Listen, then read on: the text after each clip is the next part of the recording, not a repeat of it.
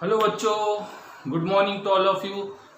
Morning में देख रहे होंगे तो गुड मॉर्निंग, अगर इवनिंग में देख रहे होंगे तो गुड इवनिंग, और सोते समय वीडियो देख रहे हो तो गुड नाइट। बट एक चीज़ कभी भी देखो मगर देखना जरूरी है, ठीक है बच्चों। तो सबसे पहले once again welcome back to our cute से प्यारे से चैनल में, that is physical world by Shyam sir. और बच्चों, हमारा अभी जो चैप्टर चल रहा है दैट इज मैथमेटिकल मेथड और वेक्टर्स, जिसको हम सीबीएसई में वेक्टर्स नाम से पहचानते हैं। तो यहाँ पे हमने स्टार्टिंग से वन बाय वन एक एक टॉपिक कवर करते जा रहे। प्रीवियस वीडियो लेक्चर में हमने क्या देखा था, हमारे फिजिक्स में काम आने वाला मोस्ट इम्पोर्टेंट जो टॉपिक है that is resolution of vector. जैसे मैंने आपको प्रीवियस वीडियो लेक्चर में भी बताया था कि हम 12th में बहुत सारे डेरिवेशंस में हमें वो resolution of vector that is rectangular resolution का हमें बहुत काम आने वाला है। इसलिए बच्चों प्रीवियस वीडियो लेक्चर को अच्छे से देखना है क्लियरली। हर टॉपिक मैंने एकदम डिटेल में बताया हूँ, कोई कंफ्यूजन नहीं है, सिंपल वे से आपको समझाया हूँ और उम्मीद करता हूँ आप सबको समझ में आया होगा, ठीक है। तो आज का हमारा जो टॉपिक है बच्चों that is multiplication of vector, है ना। हमने इस चैप्टर के स्टार्टिंग में हमने वेक्टर्स का एडिशन और सब्सट्रैक्शन किए थे, बराबर है। उसकी डिफरेंट मेथड्स भी पढ़े थे। एक सिंपल मेथड थी triangle law of vector addition, parallelogram law of vector addition. तो वहां क्या देखा था बच्चों हमने, हम दो या दो से ज्यादा वेक्टर्स का एडिशन या सब्सट्रैक्शन कर सकते हैं, बट कैसा रहेगा, जिनका एडिशन या सब्सट्रैक्शन कर रहे they must be of same physical quantity, बराबर है। और उनका जो रिजल्टेंट आता था एडिंग या सब्सट्रैक्शन करने के बाद वो भी क्या रहता था, उसी सेम टाइप का, मतलब वही सेम टाइप की फिजिकल क्वांटिटी आती थी। मगर मल्टीप्लिकेशन ऑफ वेक्टर्स में ऐसा नहीं होता है। हम दो या दो से ज्यादा सेम टाइप हो या डिफरेंट टाइप के वेक्टर्स का मल्टीप्लिकेशन कर सकते हैं, और मल्टीप्लिकेशन करने के बाद जो हमारी रिजल्टेंट क्वांटिटी आएगी, क्या बोल रहा हूं फिर से एक बार सुनिए, हम दो या दो से ज्यादा मतलब वेक्टर्स का क्या सेम टाइप या डिफरेंट टाइप्स के वेक्टर का मल्टीप्लिकेशन करके जो हमारी जो रिजल्टेंट क्वांटिटी आएगी फिजिकल क्वांटिटी, वो एक तो स्केलर हो सकती है या वेक्टर हो सकती है। समझ में आ रहा है, मतलब मल्टीप्लिकेशन ऑफ वेक्टर में हमें दोनों टाइप्स की क्वांटिटी मिल सकती है, स्केलर भी मिल सकती है, वेक्टर भी मिल सकती है, ठीक है। तो ये बहुत इंपॉर्टेंट चीज है यहाँ पर। अगर दो वेक्टर्स का मल्टीप्लिकेशन करने के बाद बच्चों, अगर हमारी जो रिजल्टेंट क्वांटिटी है अगर वो स्केलर आती है, तो ऐसे वेक्टर प्रोडक्ट को या वेक्टर मल्टीप्लिकेशन को हम कहते हैं स्केलर प्रोडक्ट। सुनिए क्या बोल रहा हूं मैं, कि अगर मान लो हमारे पास दो वेक्टर्स है, वेक्टर P और वेक्टर Q है। इन दोनों का बच्चों मैंने मल्टीप्लिकेशन किया, ठीक है। मल्टीप्लिकेशन करने के बाद जो रिजल्टेंट क्वांटिटी आ रही है वो स्केलर आ रही है, ठीक है। P इंटू Q किया तो मुझे क्या मिल रहा है, R। R के ऊपर एरो दिया हो क्या, एरो नहीं दिया, इसका मतलब ये कौन सी क्वांटिटी है, दिस इज स्केलर क्वांटिटी, है ना। तो अगर ऐसा होता है बच्चों, तो हम इस टाइप के वेक्टर प्रोडक्ट को क्या कहते हैं, बोला स्केलर प्रोडक्ट, ओके। आगे बढ़िए, अगर हम दो वेक्टर क्वांटिटी का मल्टीप्लिकेशन करने के बाद अगर हमारी जो क्वांटिटी आती है रिजल्टेंट, वो अगर सपोज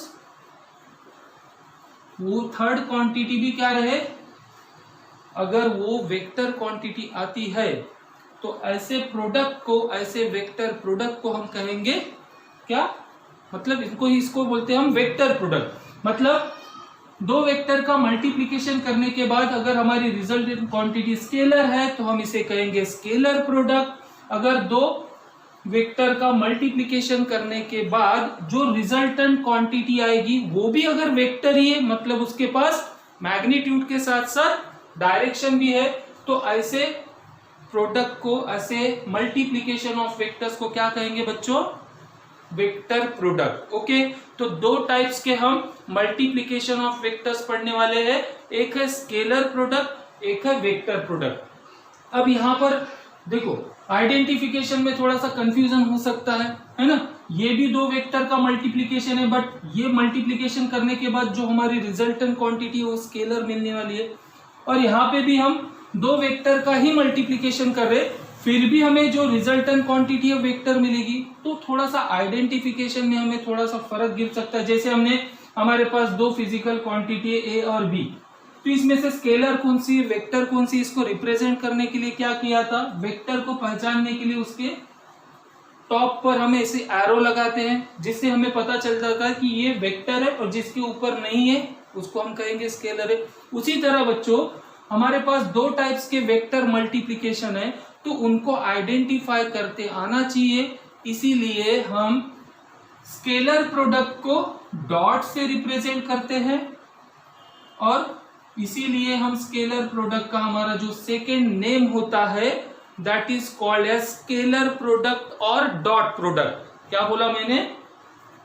दो वेक्टर का मल्टीप्लिकेशन के बाद अगर हमें रिजल्टेंट क्या मिल रहा है, स्केलर क्वांटिटी, तो ऐसे वेक्टर मल्टीप्लिकेशन को क्या कहने वाले हैं, स्केलर प्रोडक्ट। ठीक है, और स्केलर प्रोडक्ट को रिप्रेजेंट करने के लिए हम यहाँ पे बीच में लगाते हैं डॉट, इसीलिए स्केलर प्रोडक्ट का और एक नाम है that is called as dot product. तो इसके बाद आपको याद क्या रखना है, scalar product is nothing but a dot product. ठीक है, क्यों डॉट प्रोडक्ट बोल रहे हैं, क्योंकि वहां पे रिप्रेजेंटेशन में हम डॉट सिंबल का यूज करते। उसी तरह सेकेंड टाइप का जो वेक्टर मल्टीप्लिकेशन है, इसमें क्या कर रहे हैं, यहां पर हम ये वेक्टर जो हमारा मिल रहा है रिजल्टेंट, मतलब ये मल्टीप्लिकेशन ऑफ वेक्टर करने के बाद हमारी रिजल्टेंट क्वांटिटी भी वेक्टर मिलने वाली है। अब यहाँ पे भी कंफ्यूजन ना होना चाहिए, इसलिए हम क्रॉस सिंबल का यूज करते हैं इस टाइप के वेक्टर मल्टीप्लिकेशन में। इसीलिए बच्चों इस मतलब ये जो हमारा रिजल्टेंट वेक्टर मतलब रिजल्टेंट जो मिलने वाला वो वेक्टर क्वांटिटी रहेंगी। तो ऐसे मल्टीप्लिकेशन ऑफ वेक्टर को हम और दूसरा नाम देंगे that is called as cross product, because इस टाइप के वेक्टर प्रोडक्ट को आइडेंटिफाई या रिप्रेजेंटेशन करते वक्त हम किस सिंबल का यूज करते, क्रॉस सिंबल का। That's why this type of vector product, जिसको हम वेक्टर प्रोडक्ट बोला था ना, मतलब इस टाइप ऑफ वेक्टर मल्टीप्लिकेशन जिसको हमने वेक्टर प्रोडक्ट कहा था, उसका और एक नाम हो जाएगा that is called as cross product. ठीक है, तो इतनी बात आपको समझ में आ गई।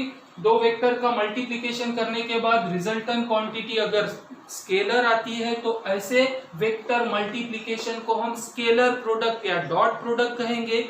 और दो वेक्टर क्वांटिटी का मल्टीप्लिकेशन करने के बाद थर्ड क्वांटिटी जो रिजल्टेंट क्वांटिटी वो भी अगर वेक्टर ही आती होगी तो ऐसे वेक्टर मल्टीप्लिकेशन को कहेंगे हम वेक्टर प्रोडक्ट, या उसको दूसरा नाम दे दिए scalar product, sorry cross product. ठीक है, कंफ्यूज नहीं होना है। अब बच्चों सबसे पहले हम पढ़ते हैं स्केलर प्रोडक्ट क्या होता है।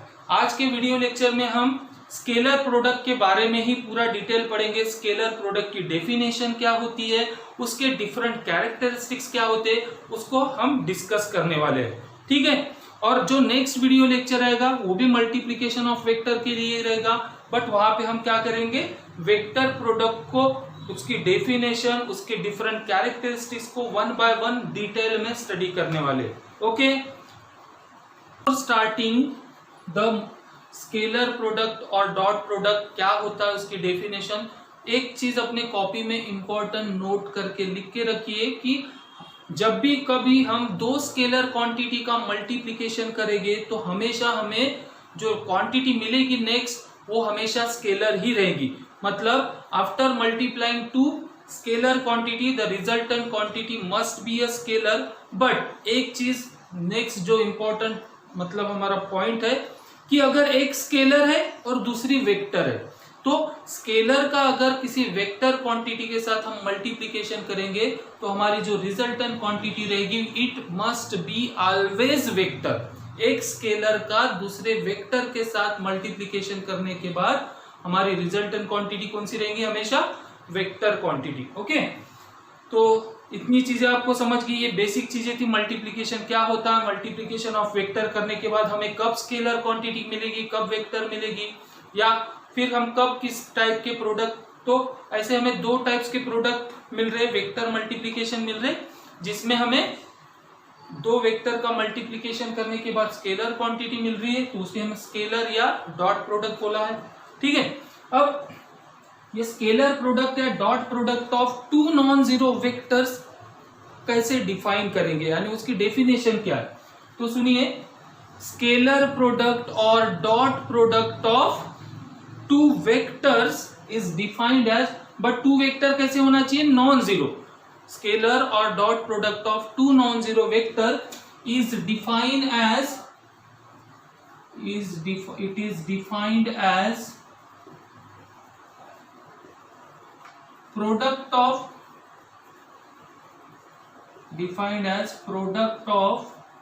magnitude of two vectors. जिन दो वेक्टर का हम यहाँ पे मल्टीप्लीकेशन कर रहे हैं, तो जो रिजल्टेंट रहेगा स्केलर प्रोडक्ट का वो क्या रहेगा, उन दो वेक्टर का प्रोडक्ट ऑफ मैग्नीट्यूड रहेगा, मतलब उन दोनों वेक्टर के मैग्नीट्यूड का प्रोडक्ट रहेगा। Define as the product of magnitude of two vectors and cosine, मतलब cos, cosine of the angle between them, cosine of the angle between them. This is nothing but called as a scalar product. क्या लिखा समझ में आ गया आपको अब, कि अगर हम दो वेक्टर का मल्टीप्लीकेशन करते तो स्केलर प्रोडक्ट को हम कैसे डिफाइन करते हैं, जो रिजल्ट आएगा हमारा वो किसके बराबर रहेगा, product of magnitude of two vectors and cosine मतलब cos of the angle between them. जैसे मान लेते हैं हमारे पास दो वेक्टर है, वेक्टर P और वेक्टर Q, तो इन दोनों का मैं डॉट प्रोडक्ट कर रहा हूं। क्या कर रहा हूं, डॉट प्रोडक्ट यानी स्केलर प्रोडक्ट। सो देयरफॉर ध्यान दीजिए, vector P dot vector Q अगर करता हूं तो डॉट प्रोडक्ट या स्केलर प्रोडक्ट करने के बाद हमें क्या मिलने वाला है, product of magnitude of two vectors. तो इन दोनों वेक्टर के मैग्नीट्यूड का product, that is P dot Q। P क्या है, मैग्नीट्यूड ऑफ वेक्टर P है, Q क्या है, मैग्नीट्यूड ऑफ वेक्टर Q। दोनों के मैग्नीट्यूड का product into cosine of the, यानी कॉस थीटा बोल सकते हैं हम, cosine of the angle between them. So if theta is the angle between vector P and Q, then क्या करना हमें, इनटू कॉस थीटा करना है। This is nothing but called as a dot product और scalar product of two vectors. ठीक है, याद होगी डेफिनेशन, कैसे स्टार्ट करेंगे हम। It is defined as the, मतलब स्केलर प्रोडक्ट और dot product of two non zero vector is defined as the product of magnitude of two vectors, इन दोनों वेक्टर के मैग्नीट्यूड का product and cosine of the angle between them. So here theta is nothing but angle between, where theta is angle between what, vector P and vector Q। ठीक है, तो ये होगी इसकी डेफिनेशन। ऐसे एग्जाम में डेफिनेशन बहुत कम पूछता है, मगर हमें पता होना चाहिए उसकी प्रॉपर डेफिनेशन क्या है। अब देखते हैं बच्चों, वन बाय वन हम स्केलर प्रोडक्ट के कैरेक्टरिस्टिक्स। ओके, सो ये एग्जाम में मोस्ट इंपॉर्टेंट क्वेश्चन होता है, मतलब state the characteristics of scalar product या डॉट प्रोडक्ट। तो हम one by one different characteristics of scalar product को डिस्कस करते हैं। So characteristics of what, scalar product, क्योंकि हम आज के वीडियो लेक्चर में स्केलर प्रोडक्ट के बारे में ही पूरा डिटेल में पढ़ने वाले, तो कैरेक्टरिस्टिक्स किसके पढ़ने वाले, स्केलर या डॉट प्रोडक्ट के करने वाले, है ना। फर्स्ट जो डेफिनेशन है बच्चों स्केलर प्रोडक्ट की, इसी स्केलर प्रोडक्ट की डेफिनेशन पे हमारा फर्स्ट कैरेक्टरिस्टिक्स बनता है। क्या, स्केलर प्रोडक्ट और dot product of two vector is equal to product of magnitude of one of the vector मतलब दो में से किसी एक वेक्टर का magnitude into magnitude of component of other vector. क्या बोल रहा हूं, ध्यान से सुनिए। Scalar product of dot product is equivalent to, क्या बोलेंगे, इक्विवेलेंट टू, मतलब उसके बराबर है, किसके बराबर है, equivalent to what, product of magnitude of one vector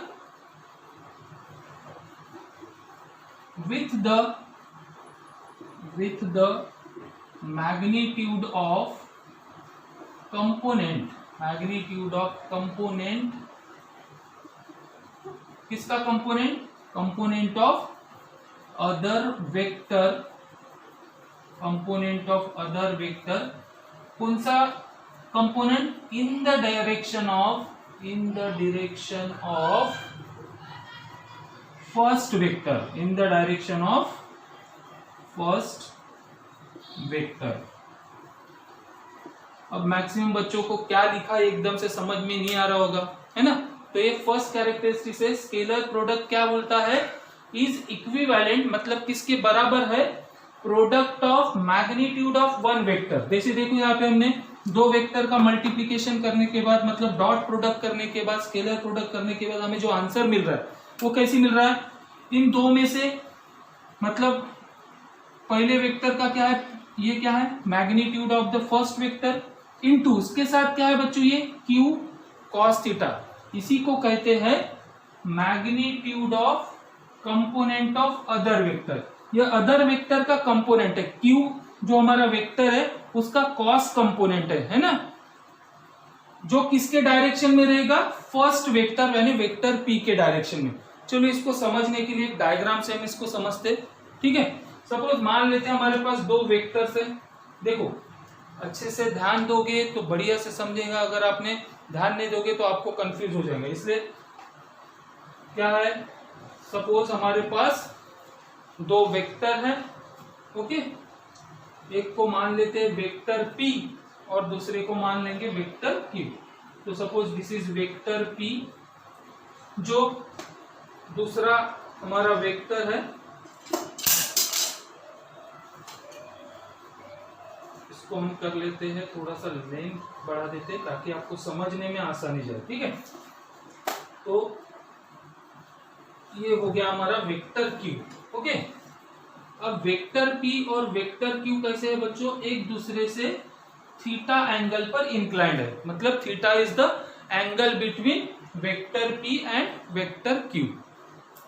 अब देखिए, मैं इस वेक्टर P से या वेक्टर Q से मैं इस P के ऊपर क्या करने वाला हूं, एक परपेंडिकुलर डालता हूं। जैसे यहां से देखिए, सपोज मैंने वेक्टर P से इस वेक्टर Q पर एक परपेंडिकुलर ड्रॉ किया, ठीक है। This is perpendicular drawn on the vector Q from the vector P। तो ध्यान से देखिए और बताइए, ये जो परपेंडिकुलर है बच्चों, ये किसके बराबर, ये क्या रिप्रेजेंट कर रही है, ये वाली लाइन याद कीजिए। देखो हमारे पास दो वेक्टर है, वेक्टर P और वेक्टर Q। हमने पिछले क्लास में, that is resolution of vector में, अगर नहीं देखे होंगे तो पहले वो वीडियो देख लीजिए, ठीक है। रिजोल्यूशन ऑफ वेक्टर में हमने किसी सिंगल वेक्टर या रिजल्टेंट वेक्टर का हमने क्या किए थे, उसको स्प्लिट किए थे दो पार्ट में, रेक्टेंगुलर रिजोल्यूशन हमने वहां पे पढ़े थे। तो देखिए सपोज हमारे पास एक वेक्टर P है, मैं इसके दो कंपोनेंट में इसको डिवाइड करता हूं। दोनों कंपोनेंट कैसे होते हैं, रेक्टेंगुलर रिजोल्यूशन में एक दूसरे को परपेंडिकुलर होते हैं। तो जैसे मैंने ये एक उसका कंपोनेंट हो गया, ठीक है, और ये हो गया सपोज दूसरा कंपोनेंट।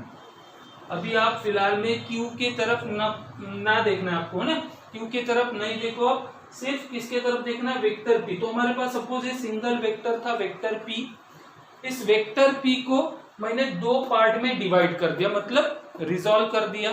तो बच्चों थीटा के साइड वाला कंपोनेंट क्या होता था हमारा, याद कीजिए, थीटा के साइड वाला कंपोनेंट रहता है कॉस कंपोनेंट, मतलब this is P cos theta, सही है। इस P का ये क्या हो जाएगा, P cos थीटा वाला कंपोनेंट, और ये जो दूसरा है ये क्या है, P sin थीटा, है ना। मतलब ये जो परपेंडिकुलर ड्रॉ किया वो किसके बराबर है, ये जो कंपोनेंट ड्रॉ किया, मतलब ये साइन कंपोनेंट है और ये दूसरा है उसका कॉस कंपोनेंट, ठीक है। तो हमने यहाँ पे देखो, जब हम वेक्टर P का डॉट प्रोडक्ट करते वेक्टर Q के साथ तो क्या लिखते हैं बच्चों, वेक्टर P का magnitude into Q cos theta लिखते हैं, ऐसा लिखते हैं ना। तो उसी तरह देखो अभी, जैसे मैं Q को रिजॉल्व करता हूं दो पार्ट में, ओके, मतलब मैं इस Q से इस वेक्टर P के ऊपर एक परपेंडिकुलर ड्रॉ करता हूं, ओके। ये परपेंडिकुलर क्या रिप्रेजेंट कर रहा है, this is the sign component, किसका साइन कंपोनेंट, वेक्टर Q का। तो देखिए कैसे होगा वेक्टर Q का साइन कंपोनेंट, जैसे मेरे पास ये वेक्टर Q है, मैं इसको दो पार्ट में रिजॉल्व करता हूं। ये है हमारा Q, ठीक है, ये Q है, Q को मैं एक इधर उसको एक कंपोनेंट ले लेता हूं। अब ये कंपोनेंट ए हो गया तो दूसरा कंपोनेंट क्या रहेगा, उसको परपेंडिकुलर रहेगा, बराबर है। तो देखो बीच में कौन है हमारा, वेक्टर Q, ठीक है। इस वेक्टर Q को बेटा मैंने दो पार्ट में रिजॉल्व कर लिया, ठीक है। तो ये दोनों ही परपेंडिकुलर है कंपोनेंट, मतलब ये रेक्टेंगुलर कंपोनेंट है। थीटा के साइड वाला कंपोनेंट कौन रहेगा, Q cos थीटा रहेगा, है ना। थीटा के साइड वाला कंपोनेंट ये Q है, इसको मत देखो, ये वेक्टर Q है, वेक्टर Q को दो पार्ट में डिवाइड कर दिया, थीटा के साइड वाला कंपोनेंट cos कंपोनेंट हो गया, और ये क्या हो गया उसका साइन कंपोनेंट, है ना। तो अब देखिए, अब हमारा जो फर्स्ट कैरेक्टरिस्टिक है उसको हम समझते हैं।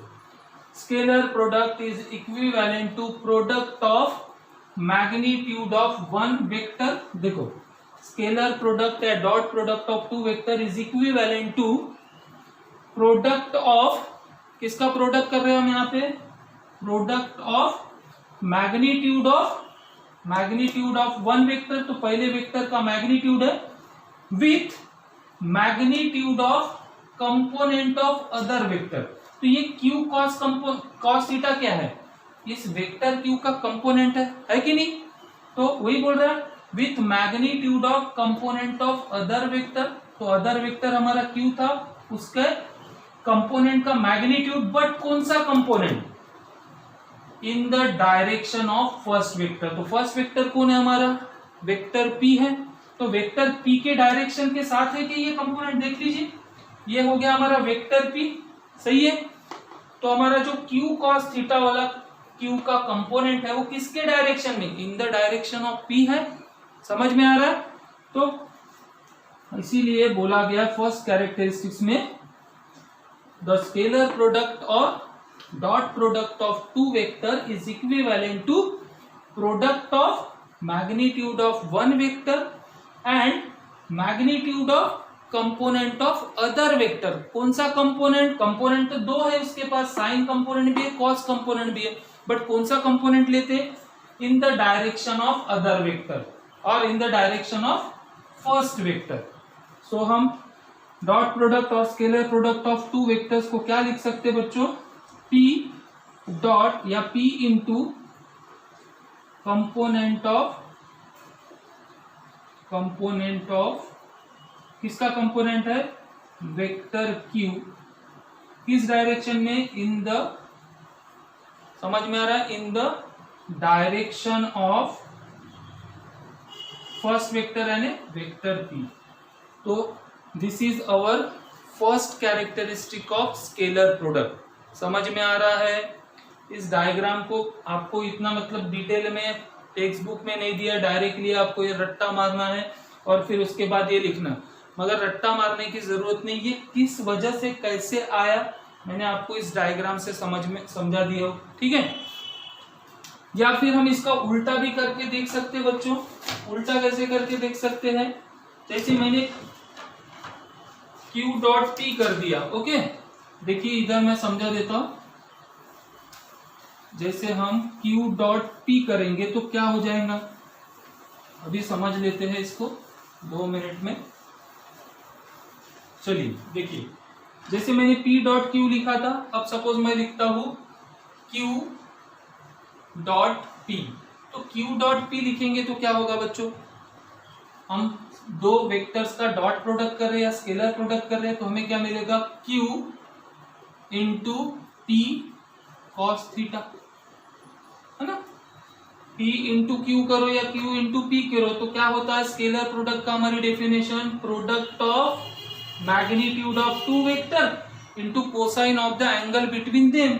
अब देखो ये सपोज Q हमारा फर्स्ट वेक्टर है, तो product of magnitude of one vector, ठीक है, प्रोडक्ट किसका कर रहे हैं, मैग्नीट्यूड ऑफ वन वेक्टर यानी first vector and with the magnitude of component of other vector. तो अदर वेक्टर कौन है हमारा, वेक्टर P, तो उसका क्या है ये, उसके कंपोनेंट का मैग्नीट्यूड, बट किस डायरेक्शन में, in the direction of first vector. तो फर्स्ट वेक्टर हमारा अगेन कौन है, Q। तो देखिए ये P cos थीटा जो है कंपोनेंट ऑफ वेक्टर P, वो Q के डायरेक्शन में है क्या, देखो ये देखिए P cos theta, P cos theta मतलब क्या है, इस वेक्टर P का कंपोनेंट है, बट किसके डायरेक्शन में, in the direction of Q, जो हमें यहाँ पे बोला है। समझ में आया अभी। सो हम ऐसा भी लिख सकते हैं, P cos theta equal to क्या लिखे, P Q cos theta that is P into component of vector Q in the direction of P। तो उसी तरह हम इसको भी लिख सकते हैं बच्चों, Q into component of vector P और first vector in the direction of vector Q। Okay, this is our first characteristics of scalar product और डॉट प्रोडक्ट। समझ में आया पहला कैरेक्टरिस्टिक्स। प्रोडक्ट का या डॉट प्रोडक्ट का जो सेकेंड कैरेक्टरिस्टिक्स है वो है डॉट प्रोडक्ट और scalar product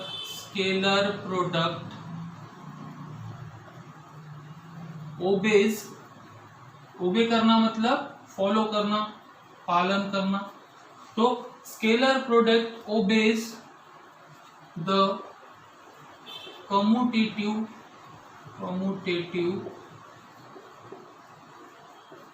law of multiplication. अब ये क्या होता है बच्चों, कम्यूटेटिव लॉ ऑफ मल्टीप्लिकेशन, जैसे हमने पढ़ चुके मैथमेटिकल अलजेब्रा में कि a into B is equal to क्या होता है, b इंटू ए। तो ऐसा जरूरी नहीं है कि इस वेक्टर मल्टीप्लिकेशन में भी ऐसा हो, मगर जो हमारा स्केलर प्रोडक्ट होता है या स्केलर मल्टीप्लिकेशन होता है वो कम्यूटेटिव लॉ ऑफ क्या, मल्टीप्लिकेशन को ओबे करता है, मतलब फॉलो करता है। तो क्या होता है हमारा commutative law of multiplication, that is P dot Q करूंगा तो इसका आंसर जो आएगा दैट इज क्या आएगा, P Q cos थीटा, है ना, according to definition of scalar product. तो vector P dot vector Q, जैसे हमारा P cos मतलब P Q cos थीटा होता है, तो मैं इस P Q cos थीटा को बच्चों ऐसा भी लिखा तो कोई फर्क गिरेगा क्या, Q P cos थीटा। हमें करना क्या है, दो वेक्टर के मैग्नीट्यूड का मल्टीप्लिकेशन करना है। तो मैं पहला वेक्टर का मैग्नीट्यूड पहले लिखूं और दूसरे वेक्टर का मैग्नीट्यूड दूसरे बार लिखूं, दूसरे मतलब सेकेंड इसमें लिखूं, तो ऐसा जरूरी है क्या, आंसर तो हमारा सेम ही आएगा because it is a magnitude. इसकी वैल्यू 3 है, इसकी वैल्यू 4 है, तो 3 इंटू 4 करूं या 4 इंटू 3 करूं, आंसर तो एक ही आएगा, है ना। सो क्यू पी कॉस थीटा को ही हम कैसे लिख सकते हैं, vector Q dot vector P भी लिख सकते हैं, बराबर है। तो देखिए हमारा जो कम्यूटेटिव लॉ ऑफ मल्टीप्लिकेशन है that is A into B is equal to B into A, तो उसे हमारा डॉट प्रोडक्ट फॉलो करता है, that is vector P dot vector Q is nothing but vector Q dot vector P. समझ में आए second application, sorry second जो characteristics है। फर्स्ट ही कैरेक्टरिस्टिक थोड़ा सा समझने में डायग्रामेटिकली डिफिकल्ट लगता है, मगर वो भी डिफिकल्ट नहीं है, बाकी कैरेक्टरिस्टिक तो बहुत सिंपल है। तो सेकेंड कैरेक्टरिस्टिक्स हमारा हो गया, that is scalar product obeys the commutative law of multiplication. उसी तरह जो थर्ड कैरेक्टरिस्टिक है बच्चों हमारा स्केलर प्रोडक्ट या डॉट प्रोडक्ट का, दैट स्केलर प्रोडक्ट जैसे कम्यूटेटिव लॉ ऑफ मल्टीप्लिकेशन को ओबे करता है, उसी तरह scalar product obeys what, the distributive law of multiplication, distributive law of multiplication.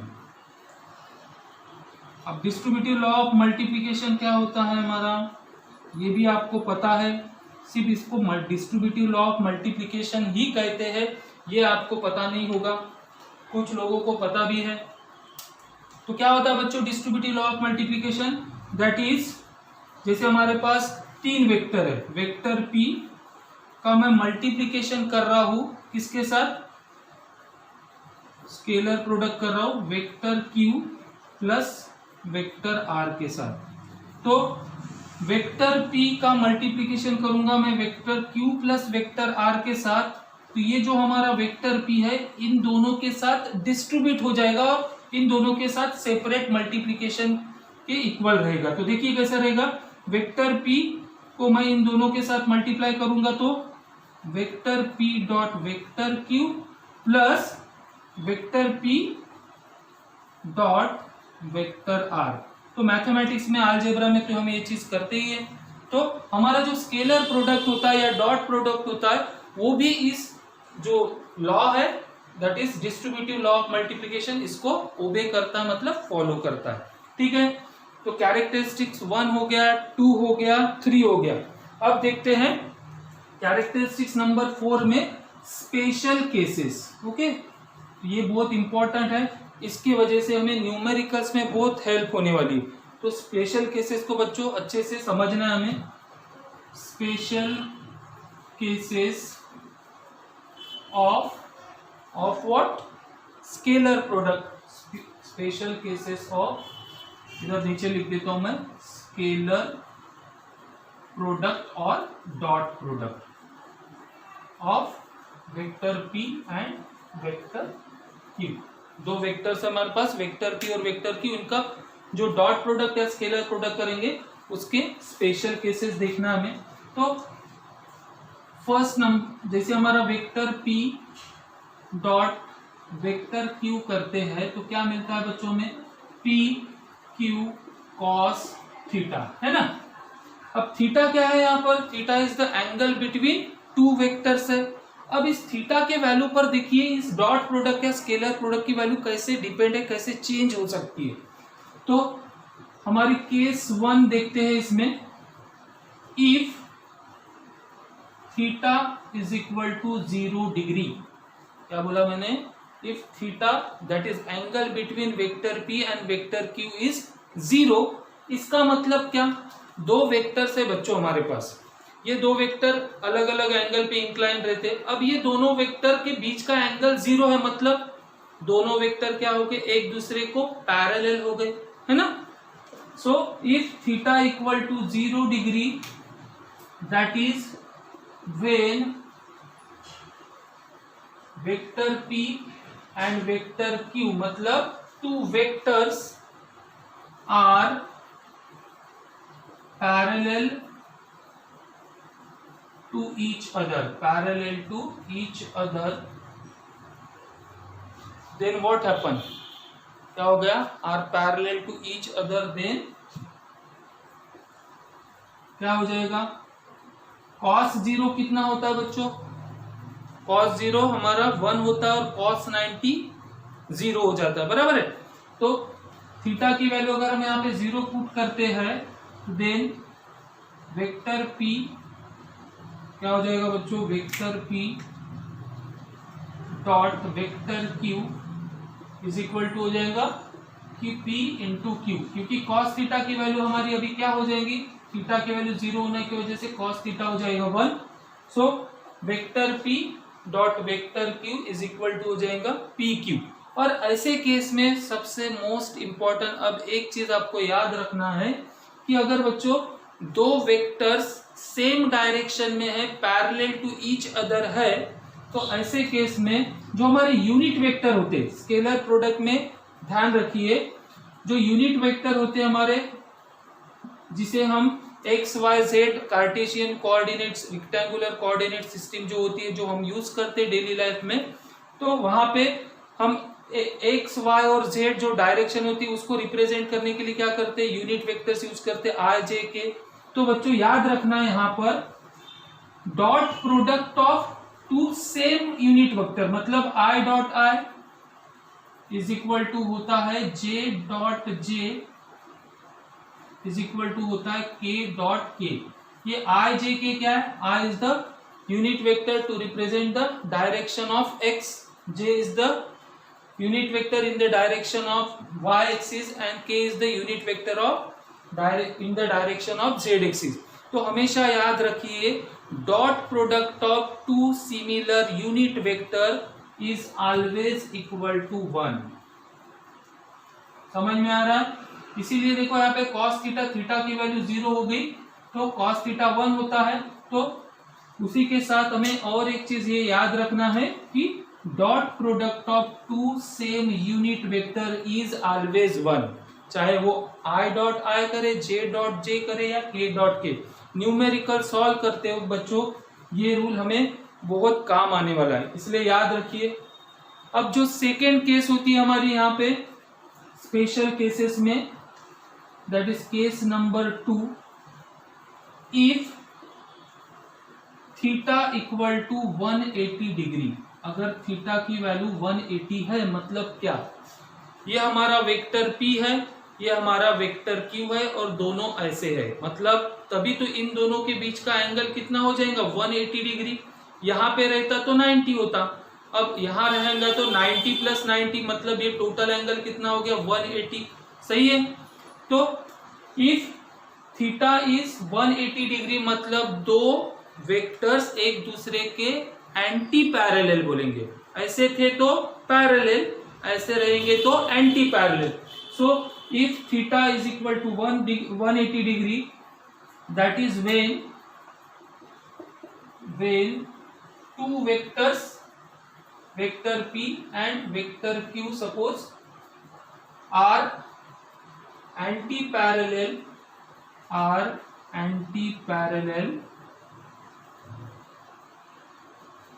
Then क्या होता है बच्चों cos 180 डिग्री होता है, मतलब cos थीटा की वैल्यू कितनी हो जाएंगी -1। cos 180 डिग्री कितना होता है हमारा, cos 180 डिग्री, जिसको याद नहीं होगा वो लिख के रखिए, cos 180 डिग्री मतलब होता है -1।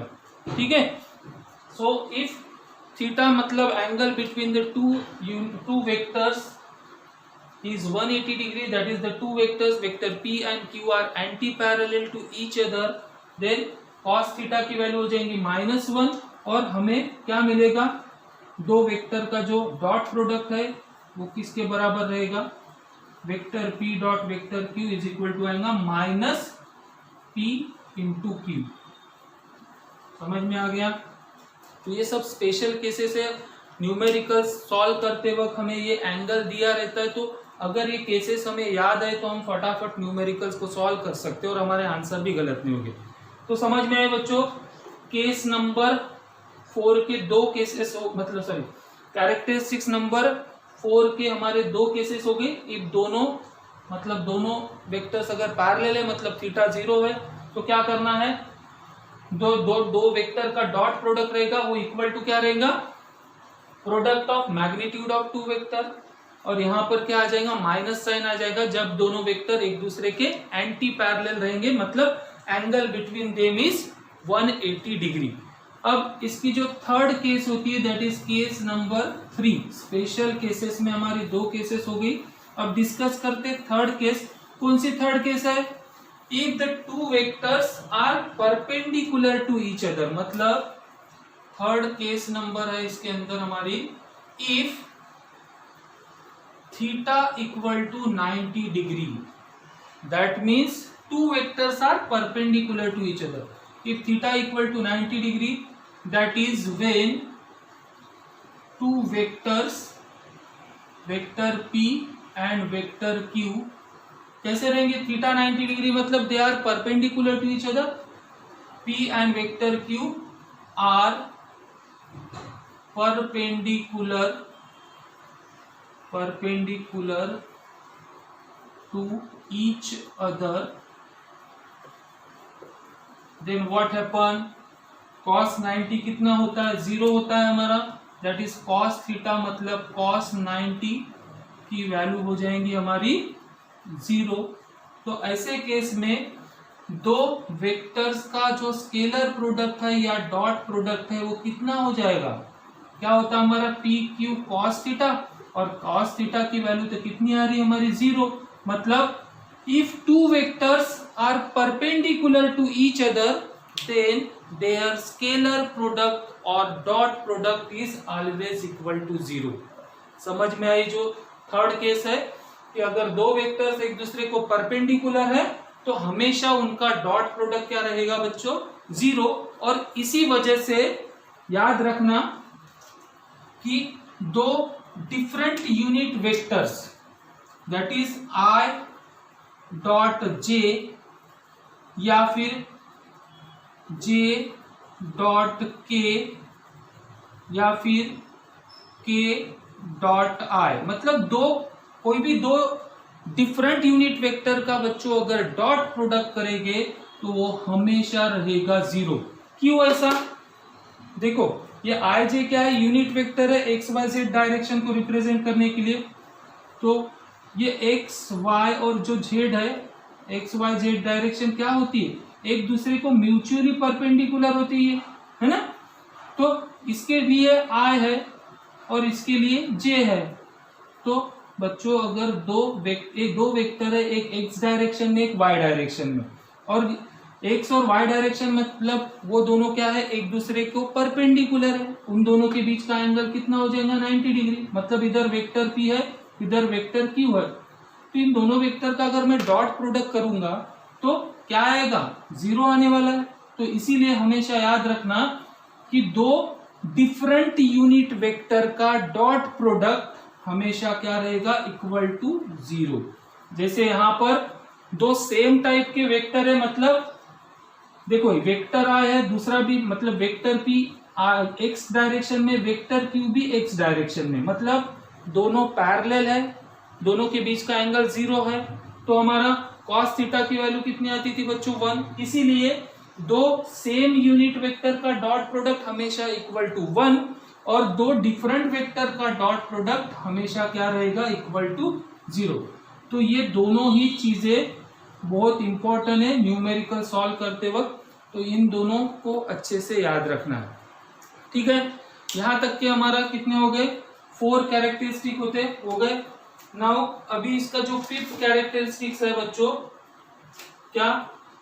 If characteristics number 5, if vector P equal to vector Q.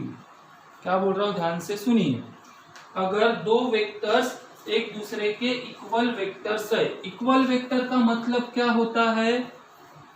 दो वेक्टर्स को हम इक्वल वेक्टर्स क्या कब बोलेंगे? हमने टाइप्स ऑफ वेक्टर में पढ़ चुका है.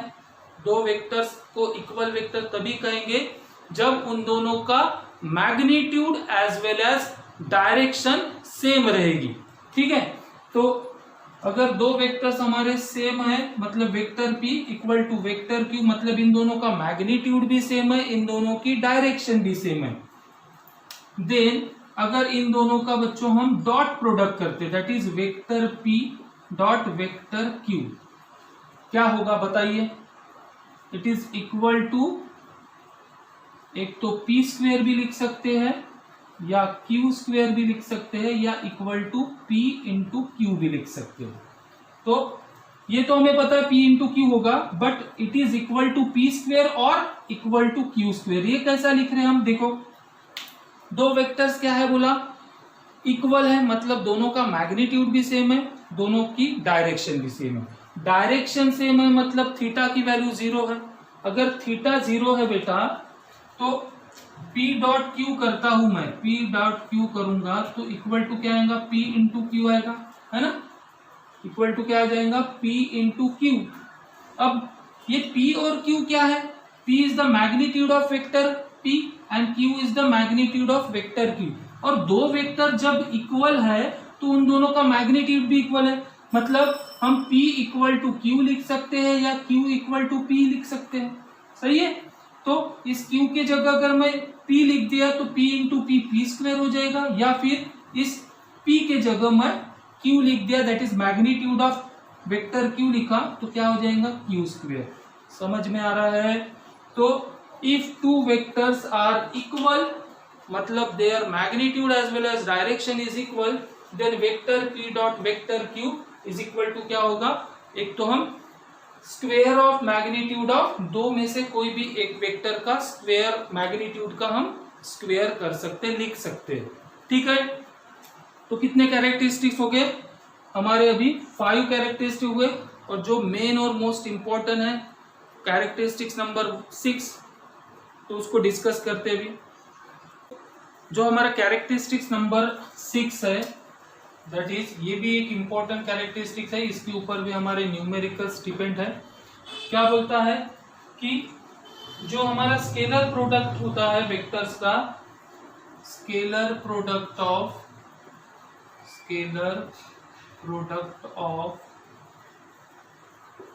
वेक्टर्स, इसको हम जो रेक्टेंगुलर कंपोनेंट होते हैं उसके फॉर्म में एक्सप्रेस कर सकते हैं। रेक्टेंगुलर कंपोनेंट मतलब जो हमारे एक्स वाई जेड डायरेक्शन है उसको हम आई जे के लगाएंगे तो रेक्टेंगुलर कंपोनेंट्स हो जाते हैं। So scalar product of vectors can be expressed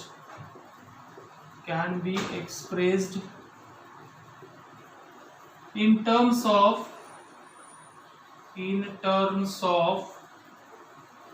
what, rectangular component। Okay, तो जैसे हमारे पास दो वेक्टर्स है, रेक्टेंगुलर फॉर्म में लिख रहे हैं हम इसको, दो कंपोनेंट है हमारे, एक है vector P। If vector P is equal to, बच्चों सपोज रेक्टेंगुलर फॉर्म में लिख रहे हैं हम, px इंटू वेक्टर है, px क्या है, इस वेक्टर P का मैग्नीट्यूड है, कौन से डायरेक्शन में, I लग गया मतलब x डायरेक्शन में, प्लस उसी तरह y डायरेक्शन में py इंटू उसके साथ यूनिट वेक्टर आ जाएगा j, प्लस z डायरेक्शन में pz इंटू उसका यूनिट वेक्टर आ जाएगा k। ठीक है, ये हो गया vector P in rectangular form. And suppose हमारे पास है vector Q, that is qx into I plus qy into j plus qz into k। ठीक है, तो ऐसे हमारे अगर पास दो वेक्टर्स है in the rectangular form, then vector P dot vector Q, अगर ऐसा करते हैं तो इट इज इक्वल टू हो जाता है px into qx plus py into qy plus pz into qz, मतलब सम ऑफ मैग्नीट्यूड ऑफ, ये जो सिमिलर मतलब सेम डायरेक्शन वाले जो मैग्नीट्यूड होंगे उनके सम के मल्टीप्लिकेशन के बराबर रहेगा, sum of multiplication of magnitude of two vector in the same direction. तो इसको हम प्रूफ भी कर सकते हैं, न्यूमेरिकल्स में भी हमें ऐसे दो वेक्टर्स क्या रेक्टेंगुलर फॉर्म में दिए रहेंगे और हमें मल्टीप्लिकेशन करना पड़ेगा। तो ऐसे वक्त कैसे करना, तो अभी इसका जो छोटा सा प्रूफ है, दैट इज इन दोनों का डॉट प्रोडक्ट या स्केलर प्रोडक्ट करने के बाद ये चीज आती है कि नहीं हमें चेक करना है। ठीक है, तो ये आज जो हम इस कैरेक्टरिस्टिक्स में पढ़ेंगे वो हमें न्यूमेरिकल सॉल्व करने में भी बहुत काम आने वाला है। सो देखते हैं इसका प्रूफ। तो हमारे पास हमको क्या करना है, वेक्टर P का वेक्टर Q के साथ डॉट प्रोडक्ट या स्केलर प्रोडक्ट करना है। तो vector p dot vector q, तो वेक्टर p की वैल्यू क्या है बच्चों हमारे पास, pxi plus pyj plus pzk, okay, into dot product with q। तो q की वैल्यू क्या है हमारी, q इज इक्वल टू है qxi plus qyj plus qzk, ठीक है। दोनों वेक्टर का मुझे डॉट प्रोडक्ट करना है, तो दोनों वेक्टर को मैंने रेक्टेंगुलर फॉर्म में हम जैसे रिप्रेजेंट करते हैं उन दोनों का डॉट प्रोडक्ट करना है। अब बच्चों हमने जो स्पेशल केसेस देखे, स्पेशल केसेस में जो फर्स्ट पॉइंट पढ़े थे हमने कि दो वेक्टर अगर पैरेलल है तो उनका जो डॉट प्रोडक्ट रहेगा, मतलब सेम डायरेक्शन में है तो दो यूनिट वेक्टर का डॉट प्रोडक्ट हमेशा 1 होता है, और दो डिफरेंट वेक्टर्स का डॉट प्रोडक्ट हमेशा इक्वल टू 0 होगा। तो देखो जैसे मैं इस px i को इन तीनों के साथ मल्टीप्लाई करूंगा, है ना, क्योंकि हमारा जो स्केलर प्रोडक्ट होता है वो डिस्ट्रीब्यूटिव लॉ ऑफ मल्टीप्लिकेशन को फॉलो करते हुए ऑलरेडी हमने पढ़ चुके हैं, तो वही हमें डिस्ट्रीब्यूटिव लॉ ऑफ मल्टीप्लिकेशन यहाँ पर यूज करना पड़ेगा। तो px i को हम इन तीनों के साथ मल्टीप्लाई करेंगे तो क्या होगा, मैग्नीट्यूड का मल्टीप्लिकेशन होगा और वेक्टर i का वेक्टर i के साथ डॉट प्रोडक्ट होगा। जब px i को मैं इससे मल्टीप्लाई करूंगा तो यहाँ पे क्या होगा, px इंटू क्यू वाई, सुनो मैं क्या बोल रहा हूँ, बट डॉट प्रोडक्ट किसका होगा बच्चों, यहाँ पर i का j के साथ। तो हमने पढ़ चुके हैं बच्चों स्पेशल केसेस में कि दो डिफरेंट यूनिट वेक्टर का अगर डॉट प्रोडक्ट करोगे तो हमेशा इक्वल टू 0 रहेगा। समझ में आ रहा है? तो यहाँ पे देखिए इस pxi का सिर्फ मैं qxi के साथ ही मल्टीप्लिकेशन कर सकता हूँ, कर तो सभी के साथ कर सकता हूँ, मगर इन दोनों के साथ मल्टीप्लिकेशन करने के बाद हमारा आंसर क्या आने वाला है, 0 ही आने वाला है, ठीक है। उसी तरह बच्चों इस pyj का मैं इन तीनों के साथ मल्टीप्लिकेशन करूंगा, तो j का अगर मैं i के साथ डॉट प्रोडक्ट करूंगा तो 0 आएगा, j का मैं j के साथ डॉट प्रोडक्ट करूंगा तो 1 आएगा, और j का मैं k के साथ डॉट प्रोडक्ट करूंगा तो अगेन 0 आएगा। तो pyj के साथ मैं सिर्फ qyj का ही मुझे आंसर मिलेगा। उसी तरह बच्चों pzk को मैं qzk को ही मल्टीप्लाई कर सकता हूं। तो देखिए क्या हो जाएगा यहाँ पे हमें, px इंटू qx, px चलो दिख रहा नहीं है तो उस साइड में लिख लेते हैं, px into qx p dot q is equal to मिलेगा px into qx i dot i, जो क्या हो जाएगा इक्वल टू 1 हो जाएगा। बाकी दोनों के साथ px इंटू px का qy के साथ qy इंटू क्या आ जाएगा, dot product of i into मतलब i के साथ j का डॉट प्रोडक्ट होगा, ठीक है। उसी की तरह यहाँ पर क्या आ जाएगा, pz qz into i dot k आ जाएगा, ठीक है। कॉर्नर का दिख रहा नहीं होगा मगर मैं आपको समझा के बता रहा हूँ तो यहाँ ध्यान रखिए, ठीक है। तो क्या हो गया बच्चों, ये pz qz into k dot k हो गया। उसी तरह अब दूसरा जो है इस pz pyj को हम इससे मल्टीप्लाई करेंगे तो क्या हो जाएगा, py into qx j dot i। उसी तरह pyj को मैं qy j के साथ मल्टीप्लाई करूंगा तो क्या हो जाएगा बच्चों, py into qy j dot j plus फटाफट बताइए अभी py into qz j dot k। उसी तरह लास्ट में pz को मैं बाकी तीनों के साथ मल्टीप्लाई करूंगा तो pz into qx k dot i, समझ में आ रहा है, इसको मैं तीनों के साथ मल्टीप्लाई कर रहा हूं, plus pz into q y क्या हो जाएगा k डॉट j, और बाद में क्या आ जाएगा last term pz into Q Z के डॉट क्या आ जाएगा, के डॉट के। ठीक है, अब जैसे मैंने पहले ही बताया आई डॉट जे क्या हो जाएगा 0, जे डॉट आई क्या हो जाएगा 0, बराबर है। ये भी डिफरेंट डॉट प्रोडक्ट का जो मतलब मल्टीप्लीकेशन है वो हमेशा 0 रहेगा, और जो सेम यूनिट वेक्टर है उनका डॉट प्रोडक्ट कितना होने वाला 1। तो क्या मिलेगा बच्चों में, therefore vector P dot vector Q is equal to क्या मिल जाएगा हमें यहां पर, बोलिए, पी एक्स क्यू एक्स।